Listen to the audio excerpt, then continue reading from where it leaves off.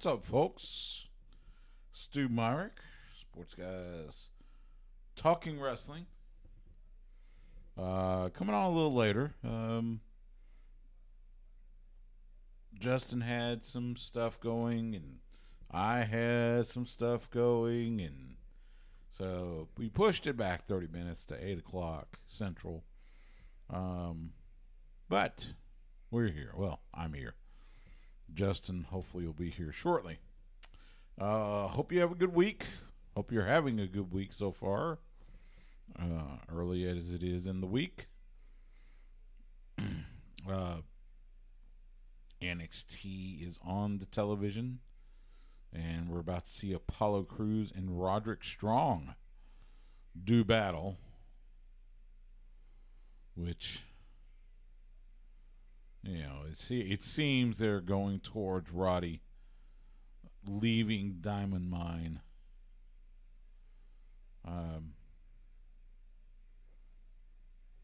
We'll see. We'll see what they do. Let's see. Otherwise, it's been I guess a relatively quiet weekend in wrestling. You had AEW Battle of the Belts 3, which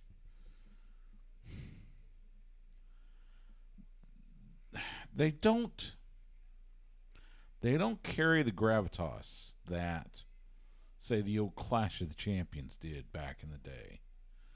The old NWA, then kind of going into WCW, but primarily NWA, Jim Crockett Promotions. These shows don't carry that same gravitas. They put on 3 title matches, but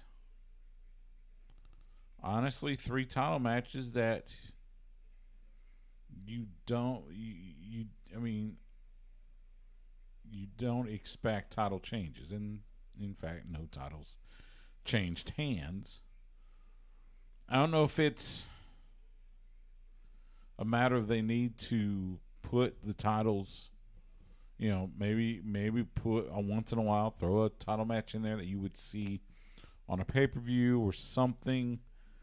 I don't know. It's weird, but you had the interim world title defended on Rampage the night before, which Rampage was live this past Friday, and then they taped Battle of the Belts after that.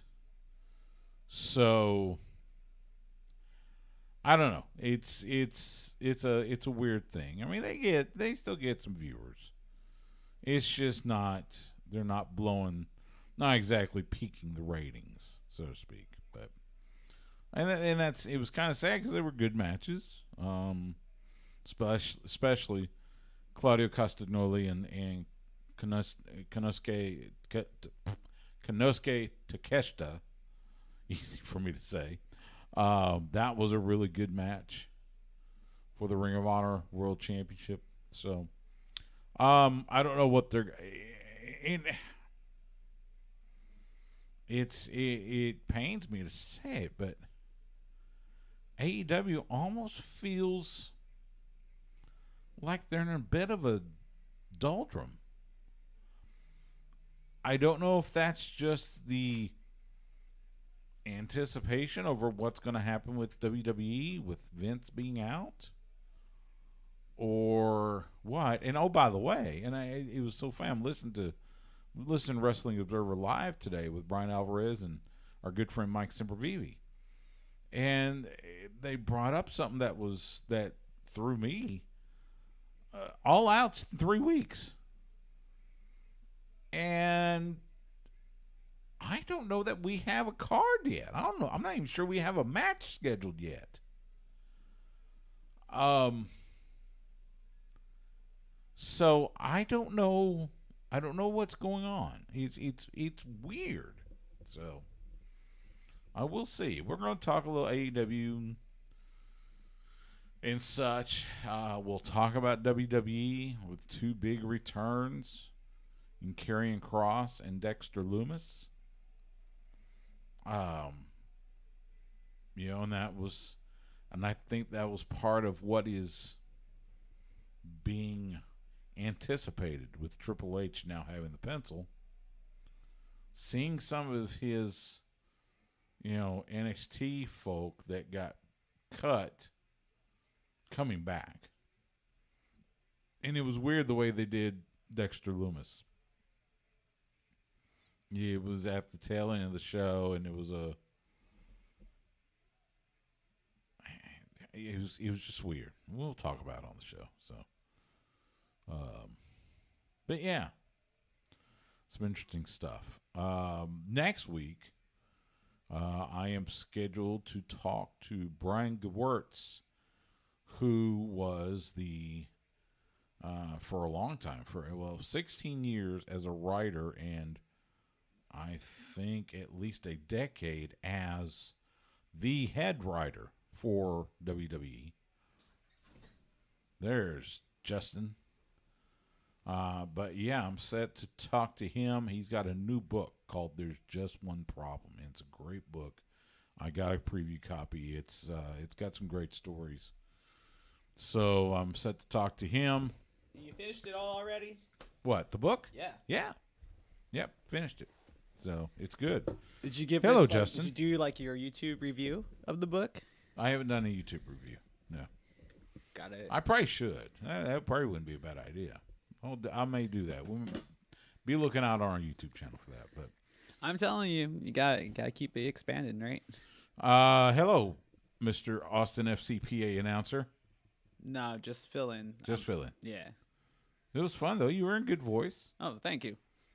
Now, if we could just get a win instead of a draw. Yeah, no, that's completely different. But yeah, it is what it is, though. It is what it is. I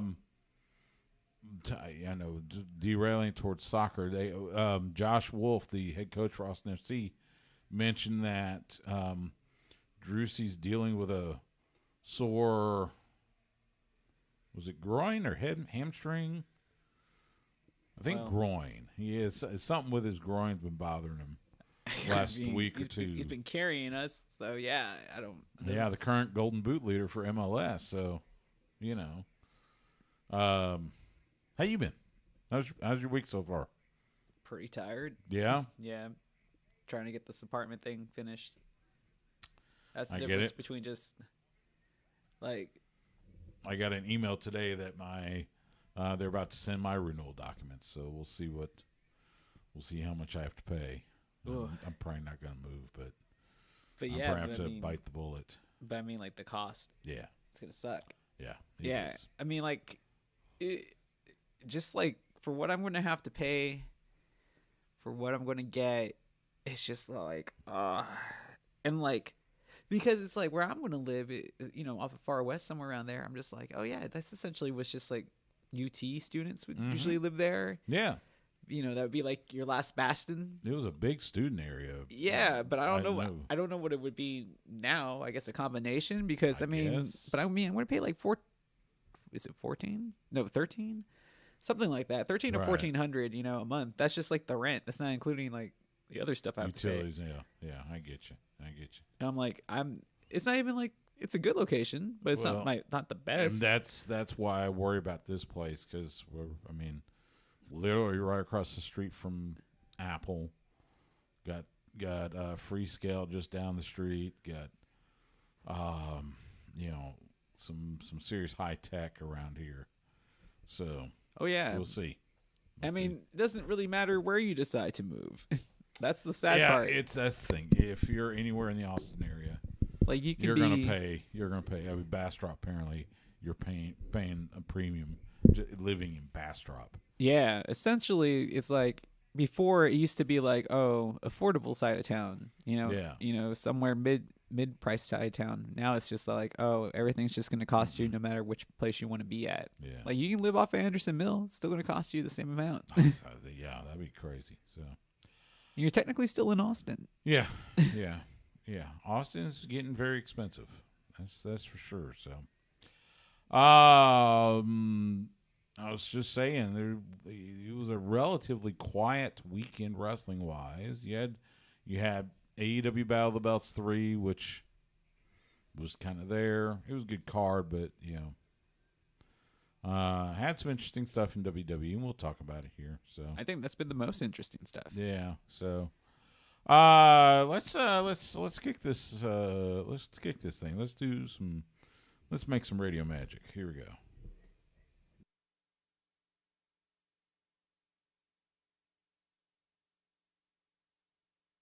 ¿Qué tal, amigos? Les habla el Cero Miedo de la lucha libre, Penta, el Cero Miedo, y están escuchando Sport Guys Talking Wrestling. Ya saben, puro cero miedo. When they're not covering the sports world, they're talking about the world of professional wrestling. It's Sports Guys Talking Wrestling. Now, with Justin Simmons, here's Stu Myrick. It is Sports Guys Talking Wrestling on the Horn. Stu Myrick alongside Justin the Smash Simmons, who I just saw at Austin FC because you were filling in as the official PA announcer. See, everybody's way more excited about it than I am. I thought it was cool. I mean, it was like more nerve-wracking than it is. I heard the voice else. going, "Hey, I know that voice." Yeah, man, it's just like, for me, it's just like a job. So I guess I really didn't want to make a big deal of it. I know, but still, it was cool. And congrats. I mean, it was a good job. You did a great job. Oh, thank you. I didn't want really did. I didn't want to oversell anything. I just wanted to go in and just kind of, especially for the first time, Yeah. I don't know, man. It's just different when you have to do it for like the top tier professional league in your country, Well, but it was good though. It was good. Now, if we can just get them to actually crack out a win instead of a draw, stupid San Jose just couldn't. Yeah, they play us well. They did. They played hard. They really did. And they weren't 100% either. No, they weren't. So, but their top scorer scored also. So. Yeah. So, let's start off with what's happening in AEW Ring of Honor. There was a press release that came out last week. In fact, I think it was right before we were supposed to go on the air last week, or right around it. That Tony Khan has announced some promotions for certain folks. Mm-hmm. Sanjay Dutt is now the Vice President of Production and Creative Coordination. QT Marshall is now the Vice President of Show and Creative Coordination. Pat Buck, who came over from WWE, now with AEW, is now the Vice President of Talent Development.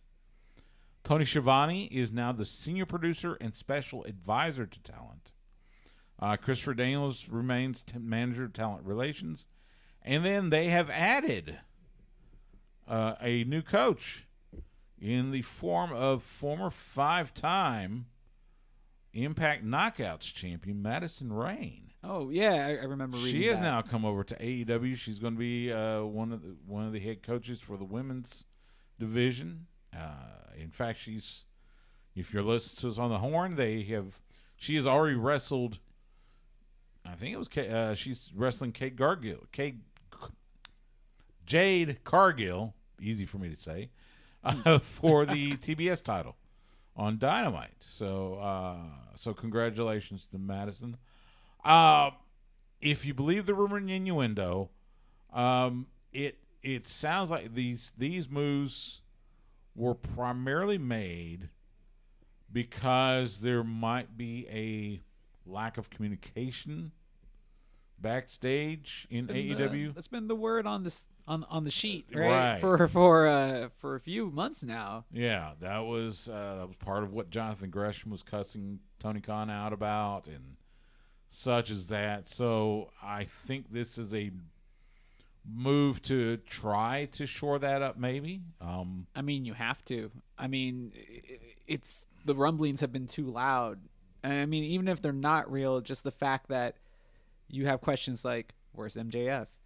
Is there like a legitimate fallout here between these two? You'd think he's just selling a storyline. It's possible. But I mean, like, I think considering how, and again, I said this before when they got started, it's like now that, they've had pay-per-views and stuff and they've had some time to get going, that I would be just as critical as I would be as watching WWE. And it's just like, honestly, the booking has not been very strong, especially for their champions. That has been a concern.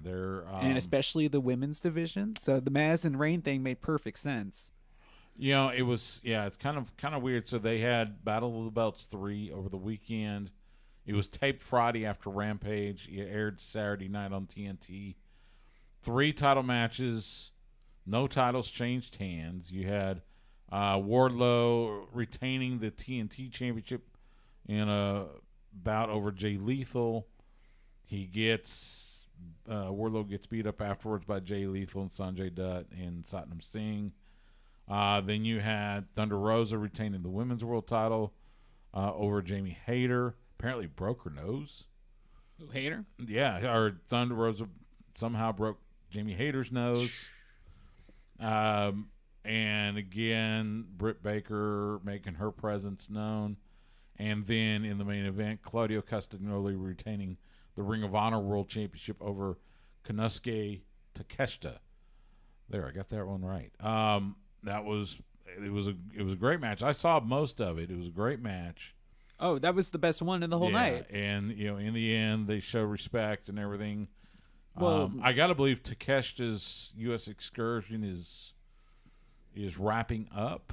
Yeah, maybe. it's And pretty so much he's over at he'll this be heading point. back to Japan, go back to DDT Pro. But somebody needs to sign him here. Oh God, yeah. Like he's like Asuka. He has like the language barrier is not really an issue. Like he has the charisma. He does. He really does. So, all in all, it was a fine show. I think Tony Khan takes a lot of his booking styles. He was a big fan of the old Mid-South World Class, the territories, and then back even Jim Crockett Promotions. And I think he likens this Battle of the Belts to the old Clash of the Champions shows that were on TBS all the time. I would, we've had 3 of them now, and I would say none of the 3 have the gravitas that the Clash of the Champions shows used to. Now, I don't know if it's a matter of it's short. It's a 1-hour thing. They've all been pre-taped. Well, what grabbed you about the original Clash of the Champions? See, that's the thing. I mean, it was always good wrestling. They felt like pay-per-views that were on cable TV. Okay, that's fair assessment. I think maybe that's part of it. Simple fact that while you have 3 championship matches, I don't think anybody expected titles to change hands. That's the thing. I think it was nobody saw Wardlow losing his title. Nobody saw Thunder Rosa losing hers. Nobody saw Castagnoli losing. And I think that I don't know if that's part of the problem. I don't know. They just don't feel as important. It's understandable though. So I don't know if it's a matter of they've got to rebook them, if they got to book them better, and again, it's only an hour. Yeah, but it also comes back to what I've been saying like the last couple of weeks. It's just like, do we have too many championships now? I'm not sure it's that. Because I don't know. Like I honestly can't tell which women's championship is more prestigious. Now that is a problem. Yes, I really can't. That's that, and I think that's a big problem. I get that Tony wants, just like he wants the TNT title to be on the same level as the AEW World title, although it shouldn't be. He wants the TBS title to be the same level as the Women's World title. But yeah, I don't get. Yeah, I'm not sure which one. Like the fans just haven't bought that. Yeah. At least I haven't ever bought that. So it's like you can keep on trying to lead that horse down the river if you want and see if it wants to drink, but it's clearly saying it doesn't want to drink. So maybe you need to come up with an alternate route. Yeah, I don't know. Like I said, I think part of it is that they're only an hour, so you don't have, because even the old Clash of the Champions usually at least, hour and a half, 2 hours. Well, yeah, and they would give you at least that one long, drawn-out match. Yeah. Something that was going to end a feud. But in this case, though, but this is what this company is known for, though. Like, they're supposed to be super workers. So, like, you should be able to go out there in 15, 20 minutes and put out a banger. Well, it feels a little like car crash TV, So, I don't know. We'll see how if maybe some of these position, these promotions will help or whatever. Interesting match that was Friday night on Rampage. Rampage was live this past week. Mance Warner, old Mancer from GCW. He locked up with Jon Moxley, and it was everything you would expect a match between Moxley and Warner to be. In the end, Moxley retains his AEW Interim World Title. But it was a hell of a match, and I think old Mancer might, I think he did himself proud. Now, will it end up in him signing a contract? I mean, he put in a really good showing. Yeah. And I mean, we've seen Tony Khan sign talent over less, honestly, and I would be surprised if he doesn't get it. Well, and that's the thing. I don't know what his deal with GCW, how it's set up. So, well, there's only one person under contract with GCW, right? And that's Nick Gage. I think that's Nick Gage, yeah. And that's it. So everybody else is still like an independent or preferred worker, But a per performance deal. Yeah, but like in this case, though, when it comes to Mance and AEW, I think maybe the timing just isn't there, because it's like you got this roster that's, I wouldn't say in flux, but it's starting to get its main talent supposedly coming back, like Kenny Omega. So it's kind of like where do you fit on the card? Where would you fit, right? As soon as he comes back, and when Punk comes back. Yeah, there has been the whispers about Kenny Omega possibly coming back. There was the rumor and innuendo that said Tony Khan wasn't going to introduce the Trios Championships unless he knew Kenny Omega was coming back, so he could possibly do Kenny and the Bucks. Mm-hmm. I don't know. We'll see. There was a wedding over the weekend. Like a real one, or a real one? A wrestling wedding? Real one. Sammy Guevara and Ty Conti, our good friend Sammy Guevara, they tied the knot. See what I did there? Sammy tied the knot. I got you. Over the weekend, saw some pictures. It was looked wonderful. It's okay, Stu. Our I'm sure good friend Dustin Rhodes was there with his wife. Nikki Cross, Nikki ASH was there on behalf of Ty. I was gonna say it's okay, Stu. I'm sure our invitation just got lost in the mail. Of course. But yeah, congratulations to Sammy and Ty on their wedding. Hopefully they are enjoying their honeymoon. Also, on the Ring of Honor side, congratulations to our buds, the boys. Yep, they're back. Brent and Brandon. They've signed contracts with the Ring of Honor. So, really happy for them. They have been working so hard on the indie scene and everything after, their first stint in Ring of Honor, and now they're back, and they got the 6-man titles with Dalton Castle. Mm-hmm. They deserve a shot. Yeah, so things are looking promising for them right now. Yeah, I mean, because at least with the current Ring of Honor, like they should be seeing, much further than they were beforehand. You would think. But I guess we still have to kind of see how this new Ring of Honor plays out. Well, and that's the seemingly never-ending question of, okay, what's going to happen with Ring of Honor? And we don't know yet, and we haven't heard anything yet.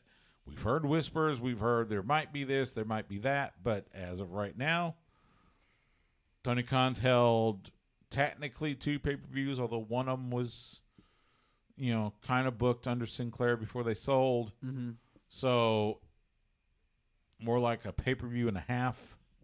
He's done a pay-per-view and a half, and that's it. We don't have TV. We don't even have a YouTube series. Yeah, I mean, and that's why I'm like, I'm happy for Claudio that he won a world title, but it's like, what does that belt mean? True. That's the other thing. It's, so we got to wait and see. I don't know what's going to happen with all that. I'm just, like I said, hopefully, I know he's got some other talents. I think Blake Christian is signed to an AEW / Ring of Honor deal. Is that the former Buddy Murphy? No. No. Blake Christian. Oh, let's see. I've seen him.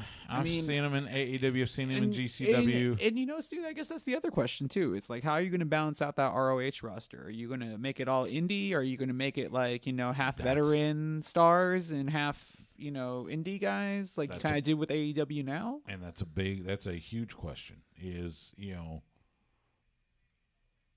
you would think that eventually, if he wants to do.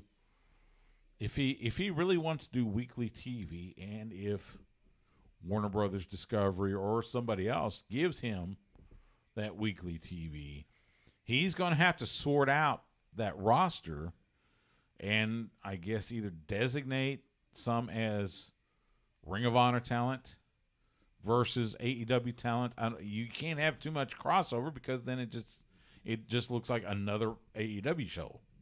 Yeah, he's really getting to that WCW NWO point right now, unfortunately. And it's like, okay, and even NWO ran its course at some point because it was too confusing to keep up with who was in and who was out. Part of that was just because they kept throwing so many folks in there.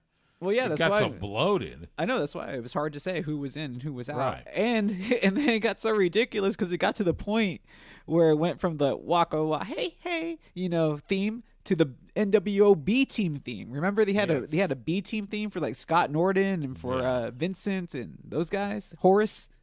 My God. And then it split her off to NWO Wolfpack. It's just, See? it just makes you shake your head. You're just digging up bad memories, right? Bad memories. I mean, not all of it bad, but you know what I'm saying. Got an interesting announcement that Vice TV announced. Vice TV, of course, the home to Dark Side of the Ring. And this involves Evan Husney and Jason Eichner, who created Dark Side of the Ring. So they are teaming up with $7 Productions. Oh, I've seen this. Which is headed by The Rock. And Danny Garcia. His business partner, Danny Garcia. They are going to do a new series, new wrestling content, new show called Tales from the Territories, which will debut this October on Vice TV. And it's going to be exactly what it sounds like. Let's see. Tales from the press release. Tales from the Territories will take viewers deep into a long-forgotten and wild period of wrestling. The show chronicles a time when the business was all about the smaller territory-based wrestling organizations and before the 1980s boom brought on in part by cable television. This was the time before wrestling expanded nationally, when different areas across the U.S. and Canada, a.k.a. territories, were areas dominated by unscrupulous bookers, rabid fans who fervently believed in their favorite characters, and fearless wrestlers who blurred the lines between fiction and reality both inside and outside the ring. So this is going to take a look at what happened before Vince took WWF at the time, or WWF National.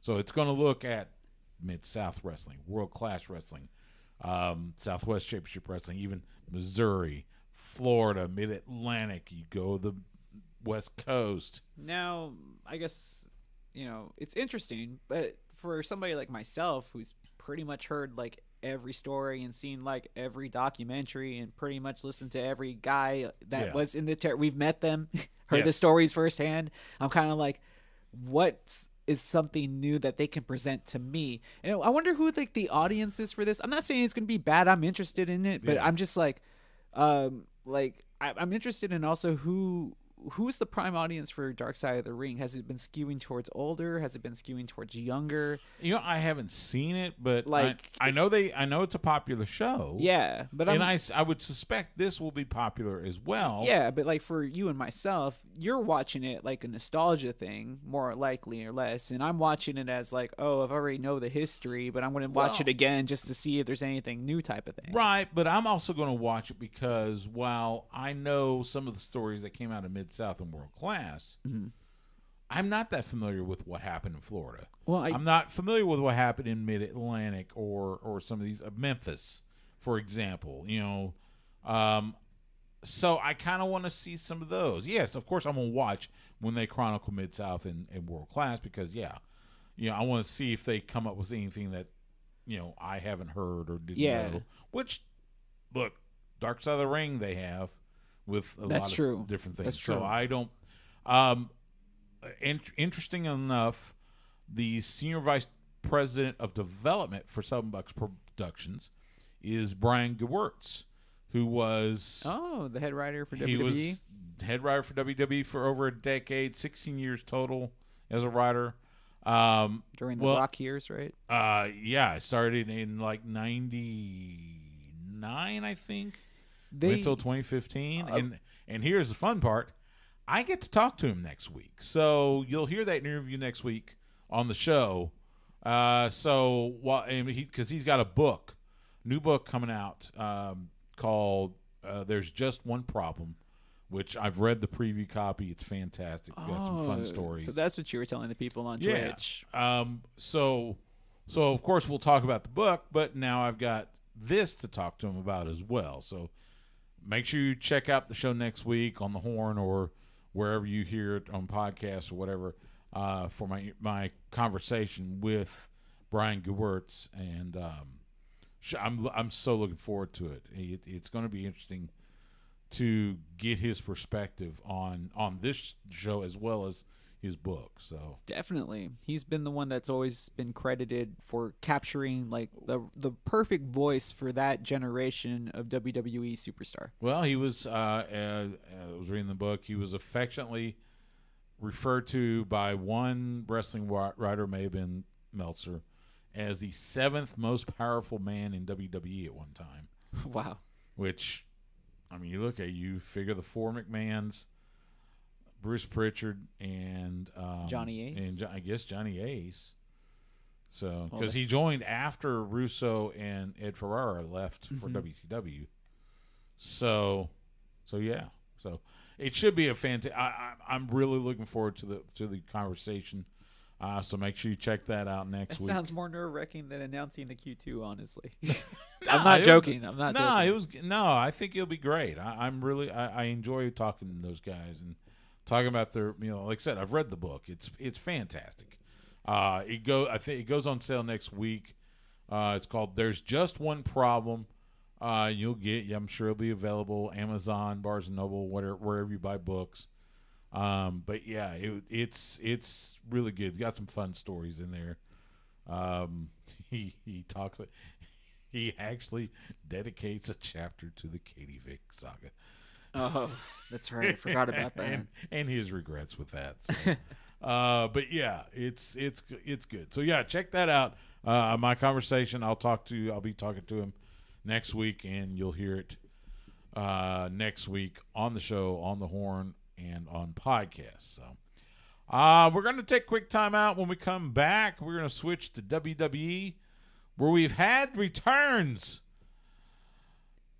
And it's been interesting. We'll talk about it next on Sports Guys Talking Wrestling on the Horn.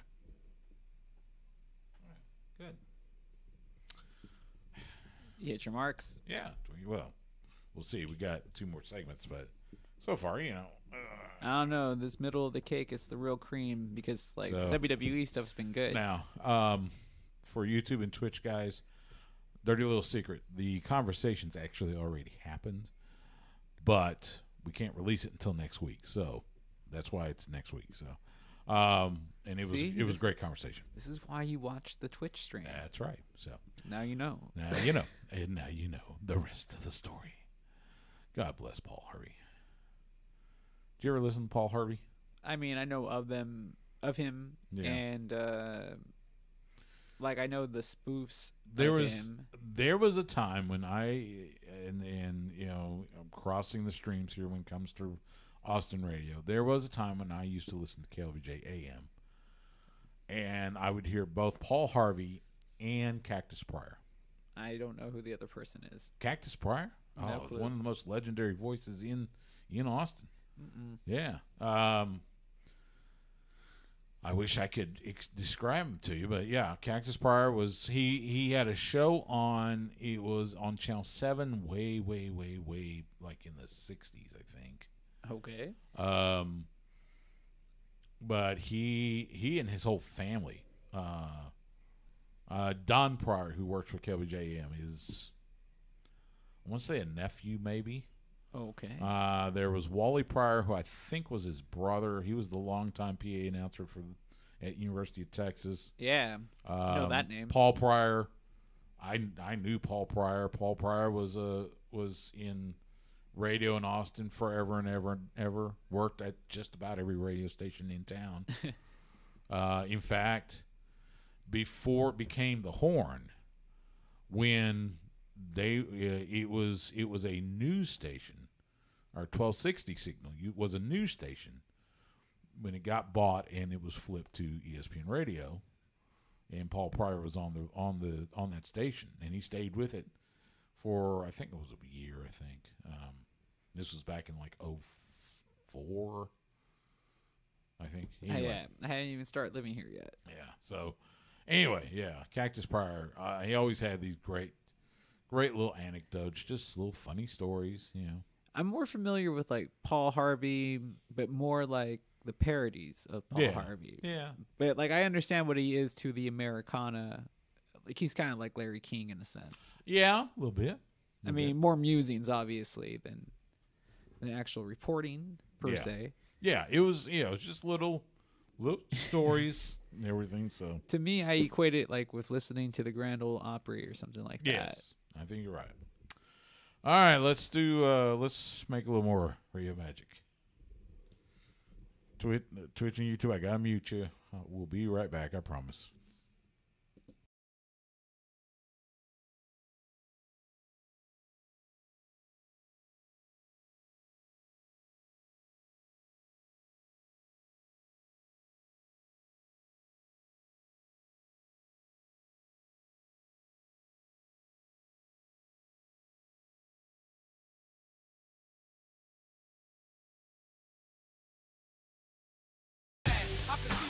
Back here on Sports Guys Talking Wrestling, Stu Myrick, Justin the Smash Simmons.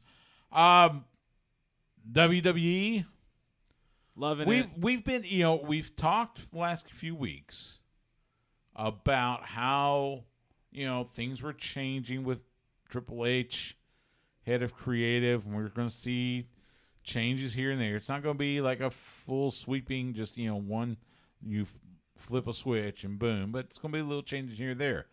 One of the things we had talked about, and what has been talked about, was how, was whether Triple H would bring back some of the talent that were cut due to budget reasons or whatever, especially some of the talent he had in NXT. Mm-hmm. Well, just so happens, Friday night on SmackDown, we get to the main event segment, which is it was Roman and the Usos, and they're talking about they survived SummerSlam and everything, so now they look to Clash at the Castle, and here comes Drew McIntyre, and he's saying, I so badly want to get my hands on Roman Reigns, and I don't want to wait till Clash at the Castle. Yeah. And then just about the time he gets the word castle out, everything goes black and white, and you hear this familiar music. You see this figure standing in the entryway, and then here comes Karrion Kross to beat up Drew McIntyre. He's got Scarlett with him. Mm-hmm. Scarlett carries the hourglass, sits it in the ring, flips it in the sands of time. There you go. Very literal So- storytelling there, right? Karrion Kross and Scarlett back in WWE. interesting. My interest is peaked. Okay, so it's peaked. I guess I still need to see. I just need to see some more positivity from Kross, just because his last run was so bad. Like, I know that they should be able to book him better than the first time, and obviously they give him his original stuff. Yeah, back. he didn't show up in the gimp gear. He had Scarlett, so there's two big positives. I did see that Drew McIntyre made fun of that on social Yes. media, though, so I laughed. Yes. It was actually really funny. Loved But yeah, I mean, if they can continue to book him strong like this and make him a literal threat, like, have you seen what they have put on Twitter? They're saying that he's positioned to be like the number 2 heel on SmackDown now. That's again, the rumor and innuendo talking about, and then there's even a little bit of talk about how this might be the way they finally split the titles. So the WWE Championship goes one way and the Universal Championship goes another, and they get back to having 2 world champions. And I guess that makes sense. I don't know. I've been so used to Roman Reigns now carrying both titles that it doesn't bother me all that much now. It doesn't bother me much. I don't know. It's weird. I guess because I think part of it might be simply the fact that USA Network wants a world champion on their show, and they don't have one because Roman just shows up for SmackDown. Yeah, and I would understand that too. Yeah. So, or I mean, I like what they're doing with the United States title right now. There was a lot of they did the whole video promo for it yesterday. They made the title match a big deal. Ciampa dedicating the match to Harley Race, his trainer. Yeah, coming out the rope. I don't know if it was his. I don't know if it was Harley's ring jacket, but it was a ring jacket done up like Harley's. It looked really good though. Yeah, it looked. If it wasn't the real one, it looked really close to it. Yeah, it looked real nice. It really did. So, but that was a good match. Really enjoyed watching that. The other debut wasn't quite as overt. So, and it was so fun. I'm listening to Wrestling Observer Live, and they were, and Brian Alvarez was screaming about how unsubtle this was. And I'm going, well, it was a little subtle. So while you have these backstage interviews, you see a car has crashed. Yeah. In the garage where they were. It was in Cleveland. I guess it was at the arena where the Cavaliers play, not the Lake Travis Cavaliers. So it was, but yeah, it was this, you saw. I guess it was during. Was it Alexa Bliss and Asuka? And you look, and and they never call attention to it. That's the funny thing. Yeah, it just happened. But you see this car crash, and you see Doudrop and Nikki ASH over there with it, and then AJ Styles is coming to the he's walking in the back, and all of a sudden these quote policemen running around and everything, and uniform patrol people. Yeah, something like that. So, and then towards the end you had AJ Styles. I guess it was The Miz, right? Wasn't that the main event? I don't remember. Anyway. I thought the main event was the winner. AJ Styles won. And they do the replay. They go back to the ring. He's celebrating. Then he turns and he's going, hey, what's going on over there? And you look in the seating area, in the seats. And you see, again, a bunch of security, policemen, whatever. And they're subduing somebody. They finally stand up, and the guy was wearing a hoodie. Hood comes off. It's Dexter Lumis. But that was it. It was at the very end of the show, so they're leading him away. You see Dexter Lumis with that, that stare. Yeah, the as they're leading away. Roll credits. Boom. Fade to black. And it was, and I was like, okay, this is different. But I like it. It's a good cliffhanging tease for next week, because now I got to watch and see what happens. Now we got to watch. So, does Indy Hartwell show up now? Does Gargano show back up with LeRae, and then they reform the group again? Do we have the way again? I don't know. Anyway, it was intriguing. I want to see what happens next. Yeah. You know what I actually want to see, Stu? What's that? Surprised I'm saying this. I want to see the WWE Women's Tag Title Tournament. I want to see how this actually plays out because they look like they have some good teams. Well, and they started it last night with Io Sky and a Dakota Kai getting a win. I love Bayley's promo. Yeah. Yesterday, how she just took it to Cleveland. That Man, it was so good. It was so good. You've got 6 other teams, one of which comes out of NXT, Nikita Lyons and Zoe Stark. They're going to face, I think, Natalya and Tamina. No, Tamina lost. It was I think it's Natalya and Sonya Deville. Oh yes, there you go. Man, they give her like all the random tag team partners, don't they? But yeah, interesting. But that's good. I figured like Nikita Lyons was going to be one of those that got called up eventually. Now I heard somebody. I don't know if this was probably likely fantasy booking. So there has been whispers that Sasha Banks and Naomi are close to returning. I'm hoping that's the case. The impression from some of the reports I've read, and again, rumor and innuendo, but the impression I get is the deal is done in principle. They've just got to get some details worked out. Mm-hmm. So I heard somebody fantasy book basically go through the tournament.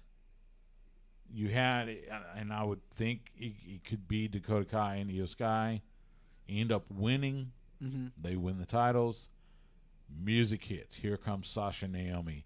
Oh, by the way, we got the belts. And then you have a match to unify the belts. I'd be down with that too. That'd be interesting, wouldn't it? I mean, that would be a good return for them. I can also see the team of Bliss and Asuka winning it. So yeah. Two fan favorites. So, it can go either way. Either they get the new people over or they strap it onto a team that fans like. Yeah. And try to keep the belt strong. I think, again, the last couple of weeks, I think has shown that we got some interesting TV to expect. And I think it's going to keep on. Like, I didn't think we're going to see this much change, that drastic. Like, well, it hadn't been that much, but I know what you're saying. But it's been enough. It's broken away from the standard formula so much. It's all like now I have to watch WWE just a tad different. I mean, there's still a few things. Kevin Dunn and the god awful camera cuts. There are times he makes me seasick. There's still some video packages that are like, come on, we just saw it. But yeah, I mean, there's some reason for hope. Let's put it that way.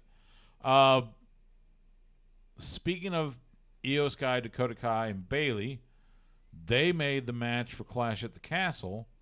Those three against Alexa Bliss, Asuka, and the Raw Women's Champion, Bianca Belair, in a 6-woman tag.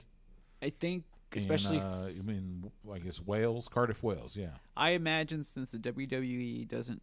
I mean, I know they have their European tour and stuff, but this is the first time that they're doing a stadium show since the 92 SummerSlam, that they're going to try to get as many superstars on that card as possible. So I'm expecting multi-man matches. I'm expecting some sort of like ladder match possibly where they can involve a whole lot of people, tag team matches. I can imagine that there might be like a fallout from the tournament happen at Clash of Champions, or I was going to call it Clash of Champions, but Clash at the Castle.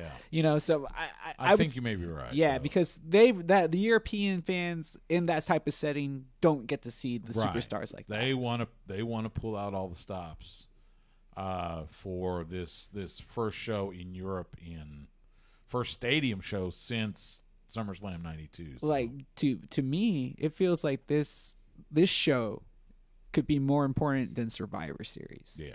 Oh, I think you may be right. So, one little bit of news: John Laurinaitis apparently was fired. Well, quietly let go. Yeah, quietly, but apparently he was let go. I wonder if it was for budget reasons. But the regime is out. So.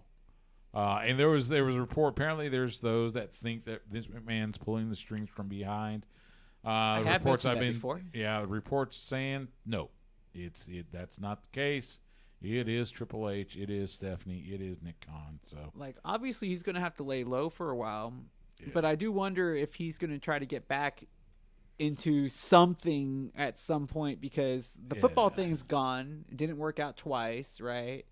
Now the XFL is under the operation of The Rock and Danny Garcia and his productions. $7 Productions. So football's out. Is he going to get into like bodybuilding again? Is he going to try to make that a thing, like when he had the World Body God, I hope Federation? not. You He know, doesn't have Lex Luger.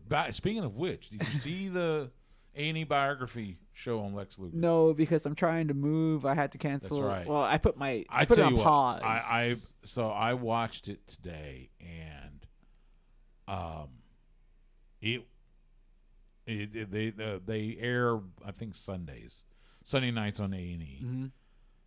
It was interesting. It was, I mean, I'd heard most of the stories, but to see it, I guess, to see it there and see everything that happened with Lex, and you think about how, I mean, you know, as stacked and everything as he was, and now to see him in a wheelchair, I mean, he can move around, but I mean, like, to be shriveled. yeah, Like, not to be rude, but I mean, just to be like, he's a shell of himself. Yeah, he's like shrunk. You know, like if you met him in person, you wouldn't think it was the same guy you saw at No.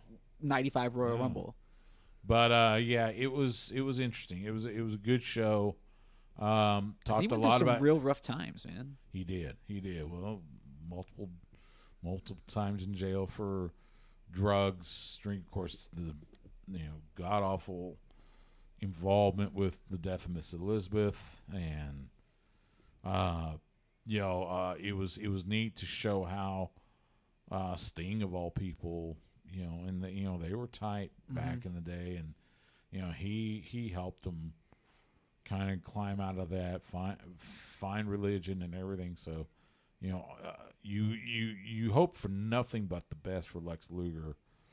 But it was interesting to watch all that, and kind of he made that transition from football, and he bounced in college football, ended up playing for Miami, and then bounced from he went from, what was it, the CFL to the Packers to the USFL, and then eventually started wrestling. So yeah, I mean, amazing. he was one of those dudes that wasn't like a fan or anything. He was just like he's kind of like the prototype for the WWE, a good-looking, athletic, big guy. Yeah.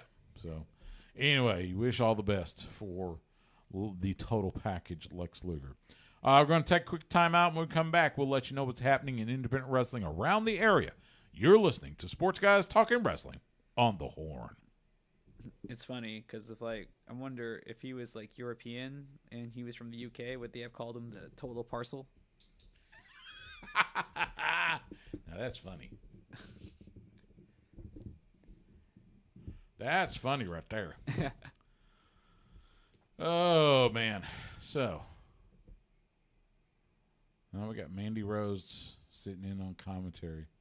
She's got to defend the title against Zoe Stark next week. You like that tag team between Thunder Rosa and Tony Storm? Thunderstorm? Yeah. Yeah, it's pretty good. Did you see the magazine cover of Tony Storm? Oh, I've seen some pictures. I was like, did you see the photos? I've seen some pictures. Not hating on it. I'm just saying. Just bringing it up to Hey. people's attention if they didn't see it. I mean, you can buy the magazine or you can see it for free on Twitter. Absolutely. Just saying. Absolutely. So, I know you guys are, subscribed to enough OnlyFans out there. of course. And you scroll Twitter and you see some of these women wrestlers, touting their OnlyFans. Oh, like Natalia? Natalia, Jordan Grace, Tony Storm. Man, now I want to have to start one. I'm hoping people will actually pay. Who's going to subscribe to my OnlyFans? Oh, my God. My audience. I need like at least 10, right? $10 a day. I guess would make it worth it. Sure, I guess. 10 different people, $10 a day, $100 a day. Yeah. So, 30 days out of a month. It could be feasible. yeah. All right, let's make some magic.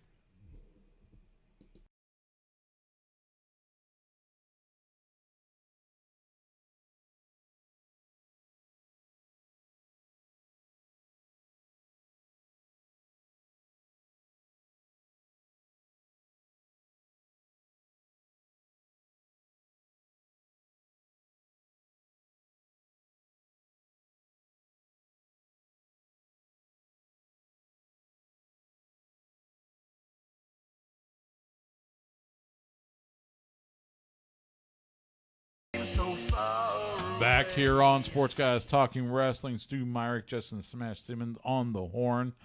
Got a couple of events going on this weekend in Impact Wrestling that we got to tell you about. That starts in Bedford. Red River Wrestling presents In the Heat of the Night, Friday at the MPX Arena in Bedford. Bell time 8 p.m. Central. Moonshine Mantell, Gary J., Brick Savage, Edge Stone, and more. That's Red River Wrestling this Friday night in Bedford. And then Reality Wrestling presents Power Shift Saturday at Booker T's World Gym Arena in Texas City. Bell time 7 p.m. Central. Cam Cole, Terrell Tempo, Hyan, Ruthless Ryan Davidson, and more. That's Reality Wrestling this Saturday night in Texas City. Let's look at independent wrestling around the area, wherever you may be. Go out and support independent wrestling. You know, Terrell Tempo's a guy I haven't seen, live in a while. So I wish, he would be able to make it to Austin. But I'm glad that he's, going to be performing for Reality Wrestling. He's been doing some stuff with Reality Wrestling. I think that's kind of his home base now. So well, good to see. Good. Speaking of independent wrestling, so last week, Inspire AD, we had our event. I've already forgotten. Return to War O'Clock High. Great event. During the event, our good friend, the promoter for Inspire, Justin Bissinen, announced that September 1st, we will see the God Complex. That'll be at Pinball's Arcade, the Lake Creek location here in Austin on 183 North. And as part of that, there is a Four Corners elimination match involving all four singles champions. So you got the Inspire AD champion Rachel Rose, the Pure Prestige champion T. Ray Rockford, the Undefinable champion Great Scott, and the Lawless Darkness champion The Void. Four Corners elimination match to determine the rankings of the titles.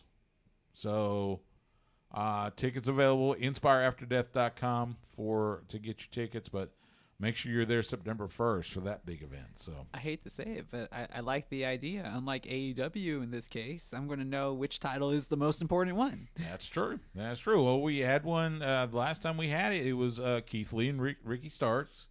Keith Lee was the Pure Prestige champion. Ricky Starks was the Inspire Pro champion. Mm-hmm. Keith Lee won, so Pure Prestige champion became the number one title. So should be a good one.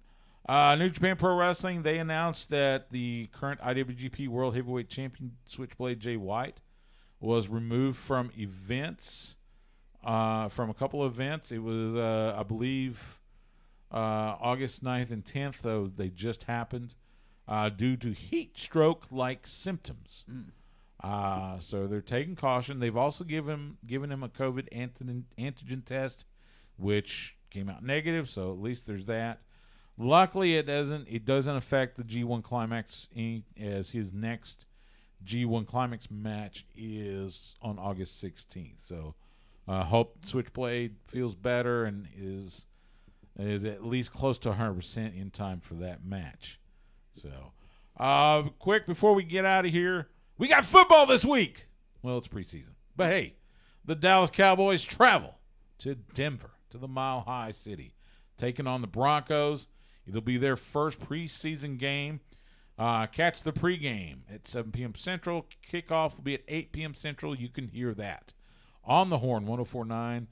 Brad Sham, Babe Laufenberg, our good friend Ari Timken doing the pregame as the Cowboys start their preseason in anticipation of the 2022 NFL regular season. So, well, all I really care about is that they find a kicker. Yeah, I'm there with you. I am there with you. That'll do it for this week's Sports Guys Talking Wrestling. You can follow Justin Smash Simmons on Twitter, Instagram, and Twitch at The Smash Simmons. You can follow me on Twitter and Instagram at Stu Myrick. That's STEWMYRICK. You can follow the show on Twitter and Twitch at SGTWATX. You can find us on Facebook, Instagram, and YouTube at Sports Guys Talking Wrestling. We live stream on YouTube and Twitch most Tuesday nights at 7:30 p.m. Central. You can also catch us Wednesday nights at 9 p.m. Central on the flagship station for the Texas Longhorns and your radio home in Austin for the Dallas Cowboys, We are The Horn, 104.9, 101.9 FM, and AM 1260. Or you can catch us anytime on demand by either going to hornfm.com and click on the On Air tab, or by subscribing to us on your favorite podcast provider. Make sure you rate, review us while you're there. For Justin, I'm Stu.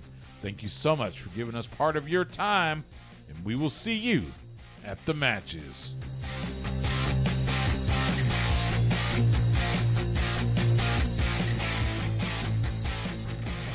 Goodbye and good night. Bang! And there we go. That's it. Meanwhile, Zoe Stark's having her head twisted by Cora Jade. You know what I'm wondering? What's that? Is Karrion Kross going to be like the next Mark Marrow? Like where his wife overshadows him as like the bigger superstar? No offense to Mark Marrow. That's exactly what happened, you know? I mean, I guess that's a viable question. Because, I mean, the big complaint was everybody's like, where's Scarlett? Where's Scarlett? Why isn't Scarlett with him? Where's Scarlett? Why did they take her away? And now, well, you know. But I think that complaint wasn't necessarily because they just wanted to see a pretty girl. I think because she was a big part of his entrance. Yeah. And the fact that the move to the main roster, you know, they decided not to do it. It's the old, at least, you know, in the Vince era, the old trope of when we bring somebody up from NXT to the main roster, we're going to change them up. You know, we're going to change stuff. We're going to change their presentation, all that good stuff. And I think fans, you know, that entrance, I mean, I was watching it the other day, one of the original entrances in NXT. Mm-hmm. I mean, it was pretty on fire. And then he gets brought up to, I think it was SmackDown. You've taken Scarlett away from him. You put him in the gimp mask and stuff, and he gets beat by Jeff Hardy first time out. Mm-hmm. I mean, that was kind of like, okay, what the hell are you doing? This guy's supposed to be this. I mean, he's supposed to be a killer. At one time, he was called Killer Kross on the Indies and in Impact and on Lucha Underground. So I'm not sure it was so much she's a bigger draw. I think it was simply the fact it was a package deal, and Vince decided we don't need it. And as we saw, it failed miserably. Which is surprising because blonde and with the assets that she has, that's kind of like Vince's type. So it was very surprising that he would negate that. Yeah, you would think but yeah. So you know, I think it was, you know, there's hope that because we saw the entrance, well, kind of saw the entrance. It was her standing there, you know, Karrion Kross coming from another side to blindside Drew McIntyre. But it definitely looks like, you know, he's going to be a factor. Yeah, a big factor going forward, and they're going to be together. And it's going to be the Karrion Kross we knew from NXT. So, well, no, we hope. Kind of. I mean, the hair threw me off. Yeah, he has hair. That was odd, but I mean, it's not a bad look for him. It just didn't look like him at first. But he's not wearing the helmet. He's not wearing the gimp mask. I don't know. I kind of missed the helmet. No, I don't. Not even a little bit. You should at least wear the gladiator tights. No gladiator tights. Can you imagine? Oh man. Hey, what's this thing with Ric Flair going to Puerto Rico? Oh, it was because Andrade. Andrade was booked for WWC, and so he went there, and he and Carlos Colon got in a little scuffle. It was you know, for fun, and you know, I was like, it was storyline. Did he wrestle again? No, he did not wrestle again. He was being the outside guy for his son-in-law. Because I was like saying, like, the joke is, you know, this was going to be a series of last match stories. Yeah. Kind of like the Great American retirement for the 43rd time. Yeah. Retiring in your city. Yes. This is the last time I'll wrestle, not just in Tennessee, but now this is the last time I'll wrestle in Mississippi. He'll go through every state. Go through every state. I wouldn't put it past him. Nobody's ever truly retired. Well, all right. Conrad Thompson has talked about it. And he has said, look, I am not looking to, create a promotion. I'm not looking to book wrestling. This was a one-off. I think it's too late for that. Well, I mean, okay, then it'd have to be somebody else that does it. Conrad has said he does not want to do that. From what I hear, he doesn't even want to do StarCast again. Wow. Because as big as it is, it's also takes up a lot of time and resources. Well, yeah, it's a big event. Yeah, I put on. Believe me, I mean, I was at the first one, and yeah, so. But for the community of wrestling, though, that kind of sucks. I hate seeing events like that where people come together, not be there anymore. I know there's other ones, but I mean that one's a bigger one, because there's a lot of ex-superstars that show up, for something like that, and it's usually booked in a WWE pay-per-view event, or a big city, so like you're gonna get more people to attend as opposed to like, oh, no offense, how many people were gonna go to Wichita Falls, Yeah. No, I get you. I'm there with you. And it was like, oh yeah, Wichita Falls was great, for the people that made the trip, but I'm sure it's like 10 times the amount for StarCast. Yeah. Yeah, I know what you mean. That was the main event. That was the main event. Yes, it is over. So, but I know what you mean. And I don't know. Have you seen? Apparently, they are. And I'm trying to remember what her name is. But anyways, this lady she's been around Texas wrestling forever and ever and ever. She's part of a group that's spearheading getting as much of the memorabilia from Wichita Falls and sending it to New York. Okay. So that at least that is finally happening. I mean, there was a lot of stuff to see. And there is. So they got, and I'm sure think they had more in storage. So it's going to be a matter of like they got to find. There was a GoFundMe to raise money to pay for the expenses. To get the stuff there, get it there safely, intact, in one piece. So I think that's an ongoing process. It was so funny because I would say around March, I guess, there was the rumor that the Professional Wrestling Hall of Fame actually got bought out by some attorney who at one time was the money guy behind Global Wrestling Federation. Oh, okay, wow. And they were gonna move it to Arlington. Yeah, I remember that rumor. Well, apparently, I guess there's nothing to that because, like I said, they're trying to get this stuff little by little back to New York. It's always the tough part about things like this is that it takes money. And it's like these things weren't like huge money generators on their own. They needed a backer, Yeah. They need support. So it's just kind of like maybe that's what we should do. You and me?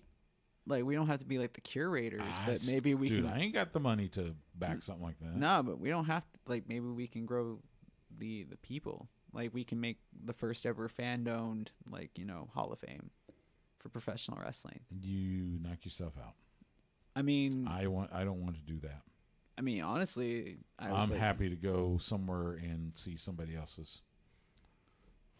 But I mean, it wouldn't just be ours. It would be like everybody always talks about the physical Hall of Fame. Like, a physical Hall of Fame needs to exist. Yeah. Which there is in, I think it's back in Amsterdam, New York. Yeah, but we need the IPWHF. Probably, but we need to make one that like draws and matters. Like, it needs to be put like in Vegas or something. And again, no, there's no we here. You knock yourself out. I'm happy to see somebody else see somebody else's work.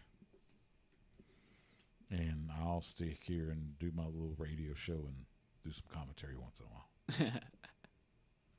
So, all right, that's going to do it for this week. Thanks everybody that joined us on YouTube and Twitch. Again, next week, well, we'll let you know. But until then, for Justin, I'm Stu. Thanks so much, and